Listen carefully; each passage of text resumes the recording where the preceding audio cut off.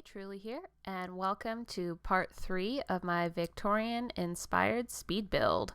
In this episode, I'll be speaking about the interior build I've created for this series, as well as a couple building tips that might help you to create some awesome builds at home. So what I'm doing right now is just putting in the wallpaper, putting in the flooring.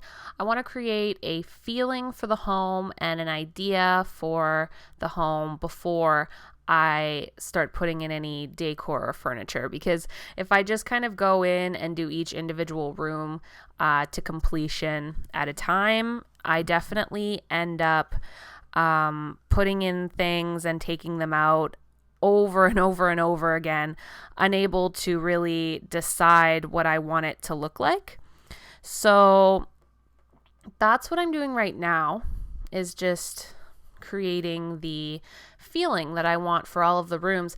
And for this house, I definitely decided I wanted it to look like it had been renovated multiple times. The woman who lives here now, definitely renovated the bathroom. She definitely renovated the bedroom. She definitely renovated the main hall, like the foyer area. And the backstory for this house is actually that a couple of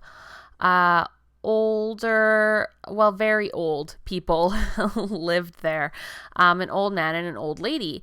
And they lived in that home and raised their child there for their whole lives. They loved this house. They took care of it. They took care of the garden. They were the ones who actually originally built it on this property. And so then when they died, their child had already grown up, had already had children of their own. And so they decided to leave the house to their grandchildren. So the woman who lives here now is actually their granddaughter. And for a minute, I'll just take a sec to tell you about what I'm doing right now. I really like the look of exposed beams in rooms.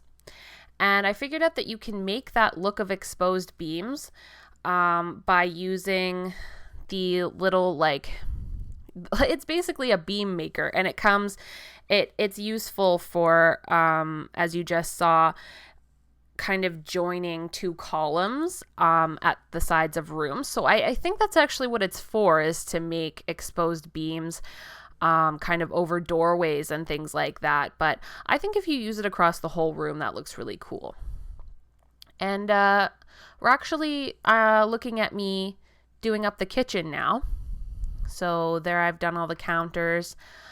I just kind of created a little kitchenette in the corner so that it kind of looked contained, where all of their personal dishware and things that they would use on a regular basis would be held. And actually over on the other side of the room, I end up creating an open pantry concept. So instead of it being like a closed off pantry that's inside of a door, or inside of a small room behind a door rather, I just created an open pantry. Maybe somebody knocked the wall out from the pantry area so that the whole room would be bigger, and you could see the ice box and you could see the shelves and everything. And I kind of like that look. I imagine that the person who would have done that probably would have been maybe the granddaughter. So she came in and she was like, okay, well, I want to take this wall out, but I don't want to change the wallpaper and I don't want to change the flooring, because she has so many memories of spending time at her grandmother's house, and having her grandmother bake her cookies and serve her pancakes and do crafts with her in the kitchen, that she didn't want to change the wallpaper and she didn't want to change the flooring. She wanted to be able to walk into the kitchen and look around and see her grandmother and see things that would remind her of spending time with her grandmother. And so she just kept everything the same, except she knocked out the wall and made it an open pantry, which I think looks cool. And so I really like the way that this room turned out, actually. I really like the kitchenette. And if you just a lot of people don't really know how to do that, I think, when they're more casual builders, like they don't build a whole ton. I didn't for the longest time know how to do it, to make a little kitchenette with like the shelves on the side and everything. But just turn auto counters off. If you kind of look at the little control board at the bottom of the screen when you're playing The Sims, you can click on counters and see where you can turn auto counters off, and then it will show you the option of building any kind of counters you like, including the ones with the glass front. So I thought that was cool. And I'm just putting in tons of little things that could be in a pantry, like jars of olives and jars of peppers, and a big thing that looks like it would have like milk in it from a farm and stuff like that.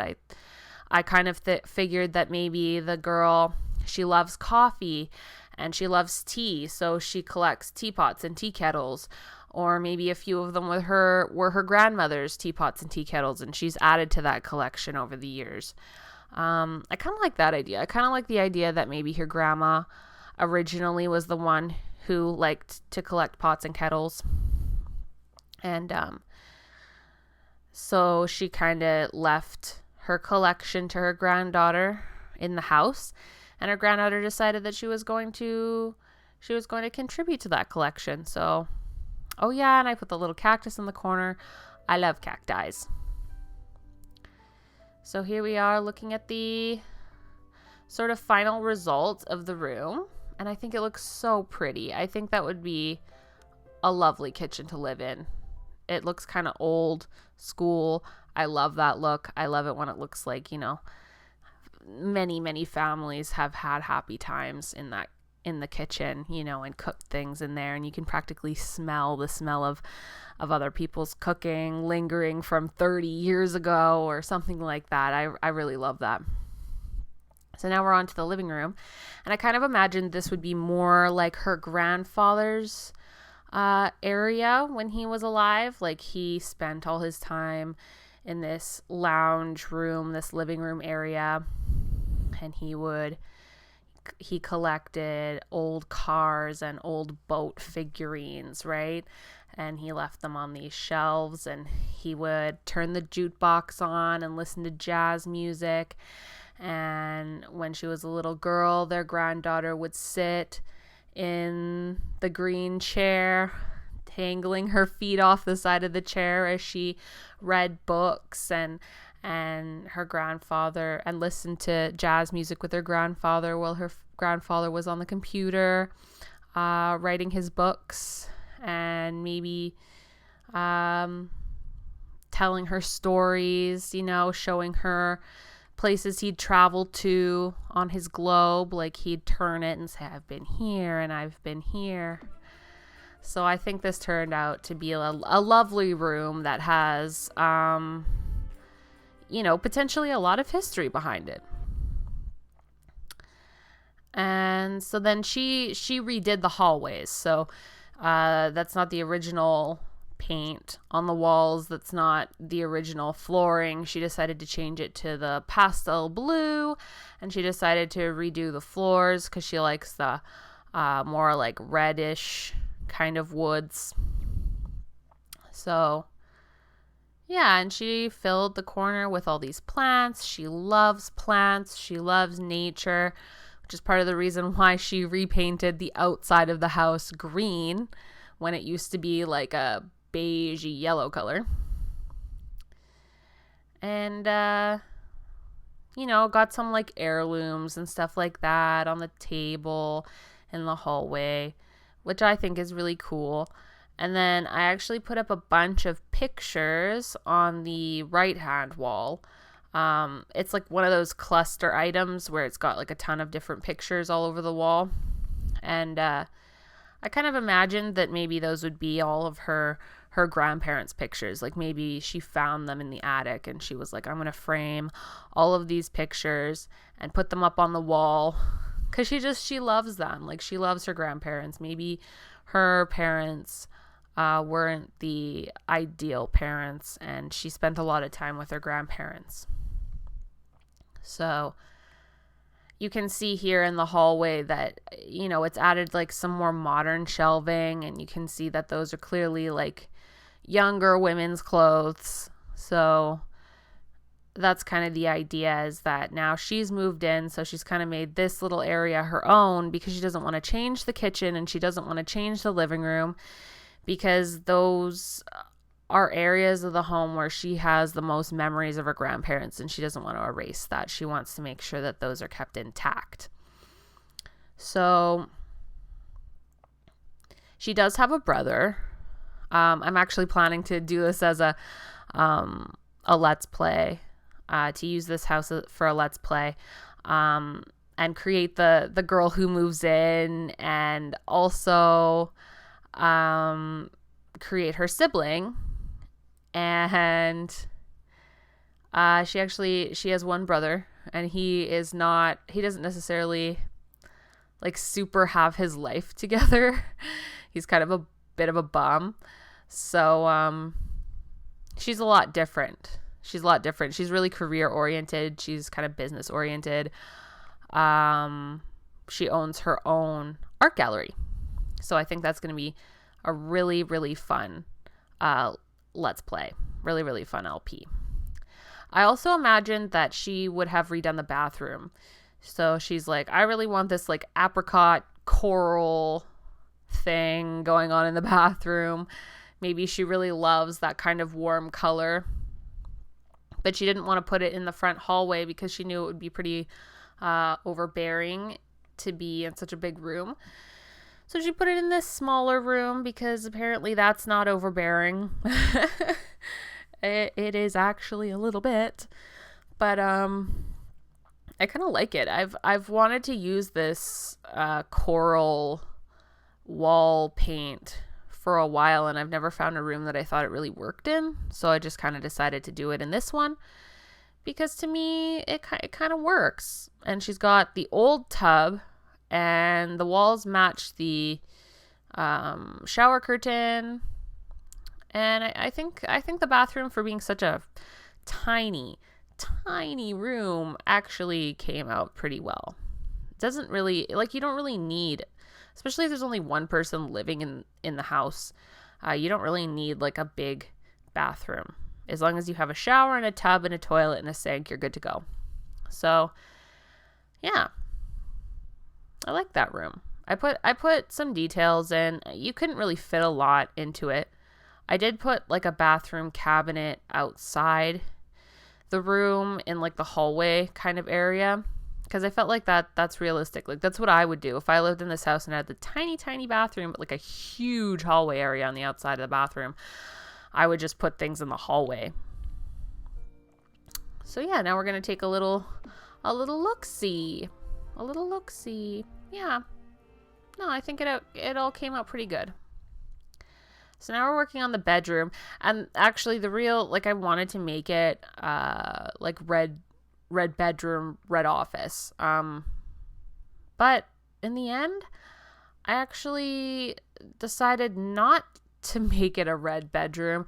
I decided to make it a light blue and gray and white bedroom.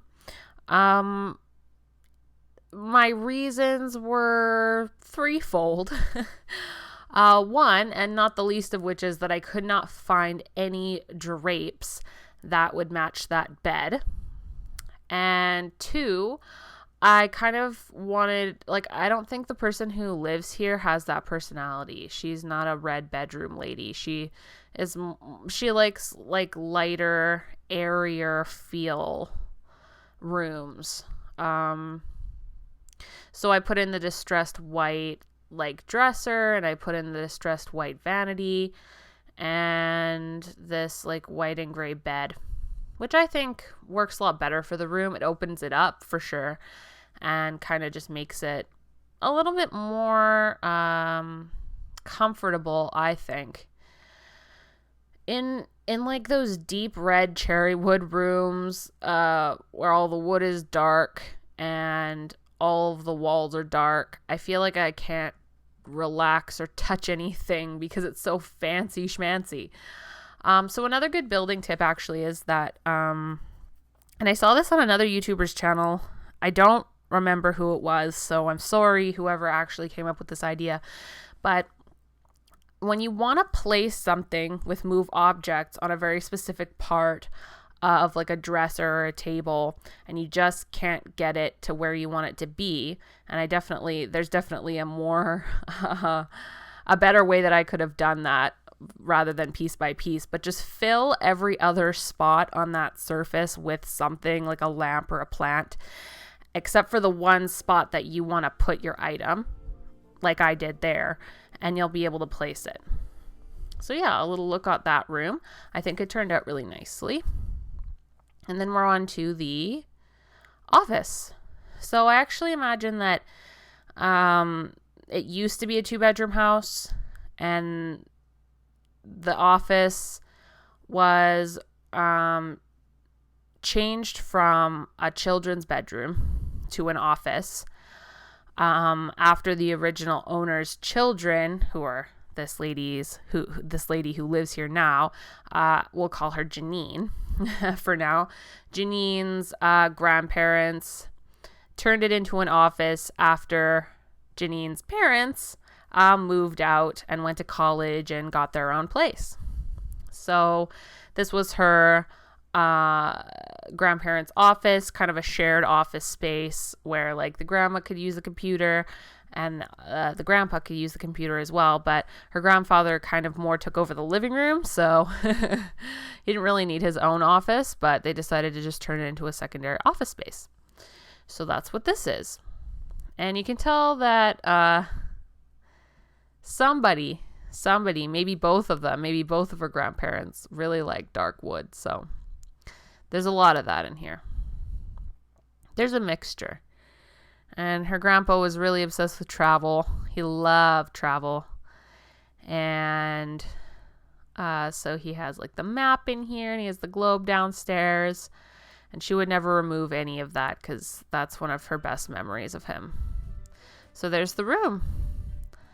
And then, I decided to do the attic before I did the hallway, because I wanted to get it done. I knew I wanted to fill it with a lot of clutter. So I fill it with a fair amount of clutter without actually making it look like you can't walk through it. Like there's a very clear path from the main part of the attic to the front part. I guess the front part of the attic there, near the front of the property. And really, I was thinking that I would wall off the first kind of main big part of the attic. And right there where the walkway is into the far end where the art room is eventually placed, you could put like one of those hidden bookshelf doors across there so that when you come into the attic, it looks like there is no art room on the other side. And then if you go through the bookcase door, then you realize that there's a secret little art room back there. And I really, really like that idea. Because then it kind of turns that art space into like a little private area for Janine, for her to work on her art and for her to become inspired and for her to spend time reading and things like that, because she's going to be really insanely creative and also a bookworm. So she would love to just have like a secret area like that. So I think when I use it for the LP, I probably will change it to be like behind a secret bookshelf door. But for now, I kind of just left it open. I wanted to put in those pillars. I thought that looked cool at the time. Looking back on it now, I'm not so sure about it. But at the time, apparently I thought that was the right choice. So that's fine. But yeah, then I put in this bookcase, and then I stack all these like boxes and all these books in front of it to make it look like there's just a crap ton of books. And these are all of Janine's books. Her grandmother left her a lot of books, and she also had a lot of books of her own. And so she really just has a crap ton. And I really love that bookcase that I chose because of that. Like, it looks so cluttered. with so many books that to me, like, that is just so beautiful. I love books, and I love the sight of just a clutter of a million books, all over the place, stacked on floors, stacked on tables, stacked on shelves. Like, that's perfection to me. So yeah, I kind of put some books on the chair, and I put some books on the floor, and put a little lamp there, so that makes it into her own little personal space. And obviously, like, I'm going to upload this build to the gallery, and I will I'll list down below what my name is on the Sims 4 gallery, so that if you want to, you can download this house, and you can build your own do your own renovations or whatever, build your own little hideaway space in here that's not an art room. But I really love the art room idea. I would love, love, love, love, love to have that in real life. That is like my dream. And I mean, this is like my dream home. It's like the whole idea behind it. It's why kind of what I realized halfway through building it is that this is my dream home. But I mean, it could be renovated and made into so many different cool things. Like, there's so much space inside. You could really do anything with the space inside. So I would really love to see people do that with this build. Maybe make something new, make something I never thought of. So yeah, I actually did end up making a little hidey hole space behind a secret bookcase doorway. But it's actually a meditation space. Yep, it's a meditation space. There's a little meditation cushiony chair thing. There's some plants, and there's an incense holder. So I wanted to use the hidden doorway bookcase thing. I love that, and I would love to have that at my house. So I sort of put that in there, because I didn't know what else to do with that little corner. Like, those little outlets are hard sometimes to figure out what you can put in there and make it look like it was supposed to be there, and like there's some kind of function behind it, and it's not just kind of there. Yeah, I didn't really know what to do with this main area either. I put some chairs in there. I put a bar there, and nothing really seemed to fit. So I just filled it with decor. And if anybody else has any better ideas as to what to do with that space, I'd really, really love to see what you do with it, because I'd love some ideas.